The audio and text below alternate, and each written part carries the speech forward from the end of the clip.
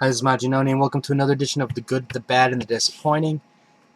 It was actually a tough choice. There wasn't a lot of options for good, and there's so many options for bad and disappointing. But let's get on with it. The good.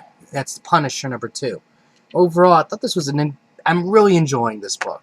I thought that this was going to be just Punisher, but in California shooting things up. And now, granted, that's what it is, but it just seems so natural. And the fact that he's going outside the city, and it's just an interesting dynamic that I haven't seen from the Punisher in a while.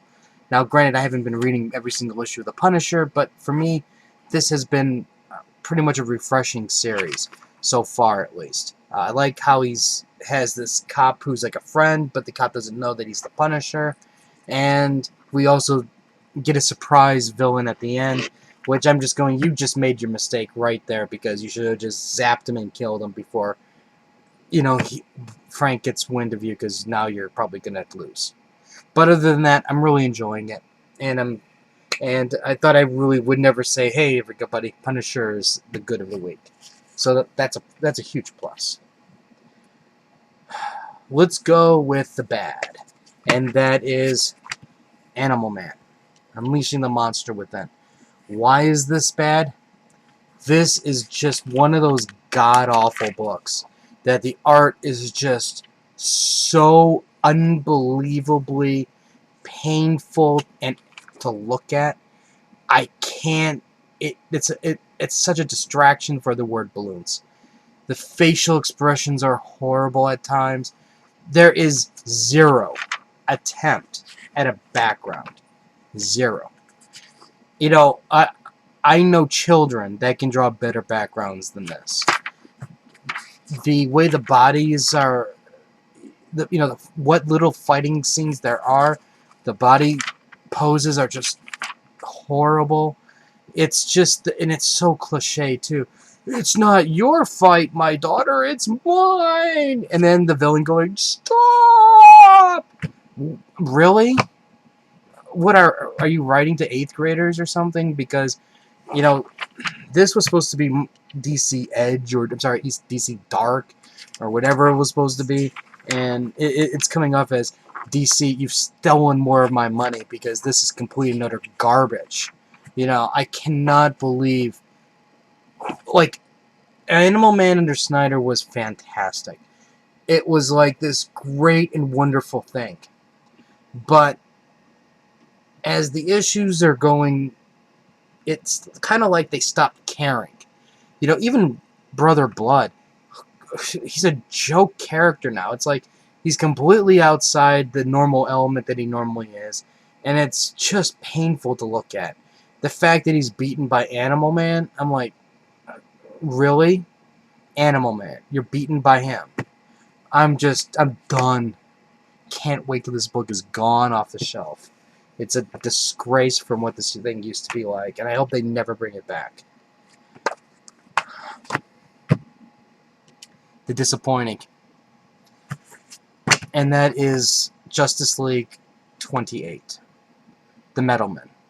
Now, this is going to be my simple disclaimer here, because I know for a fact you're going to see other review sites, you're going to see other review videos, and they're going to say, 8 out of 10.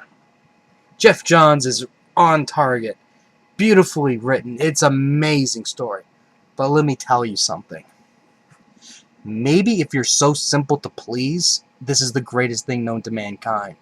But when this is supposed to be a major event, and you pull off this type of bullshit, I'm calling this bullshit. It's like this. Imagine, if you would, Star Wars, right? You have everybody getting their pep talk.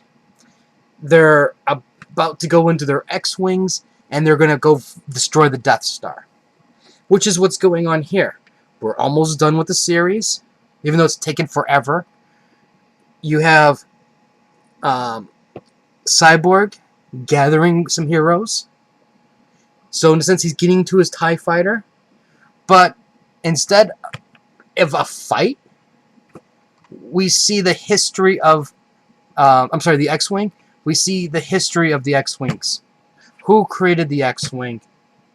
We see how the X-Wing at first wasn't the greatest design that he thought, but at the same time it was really good.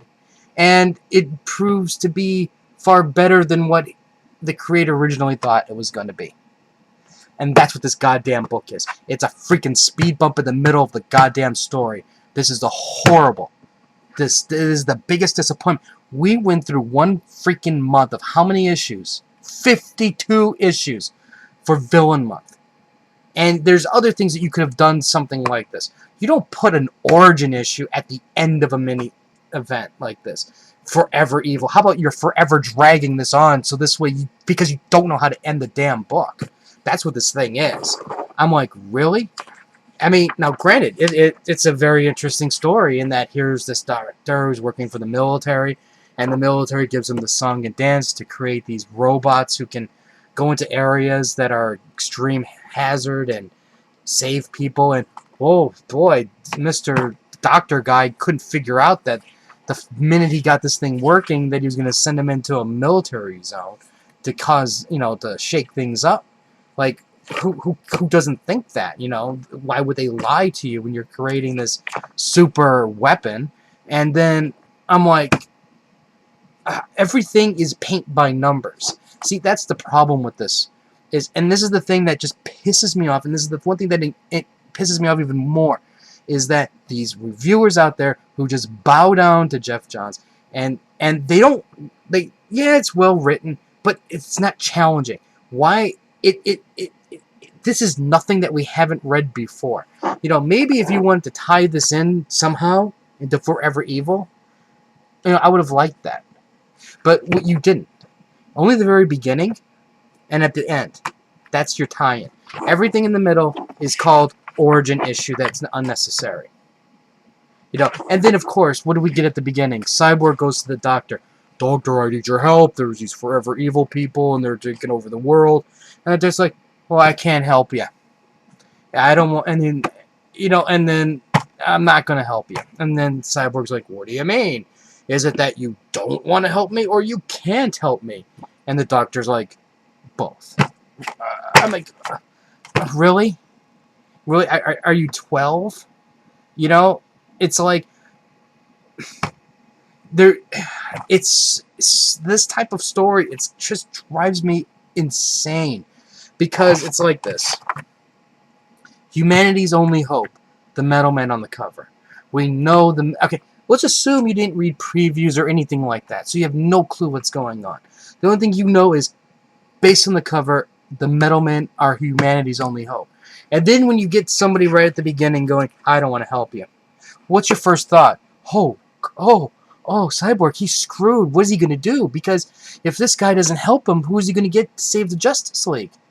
Oh, I hope Cyborg can talk him into it. Well, guess what? He doesn't need to, because by the time you get done with the fucking story, the guy's already going, well, sure, Cyborg, I respect you and your father's work so much. Yeah, let's do it. But yeah, it's a lot of convincing. A lot of freaking convincing. I can understand it maybe if there was some parts where it actually looked like there had to be a decision being made. But there's no freaking decision. The decision's right there on the cover. You know what I mean?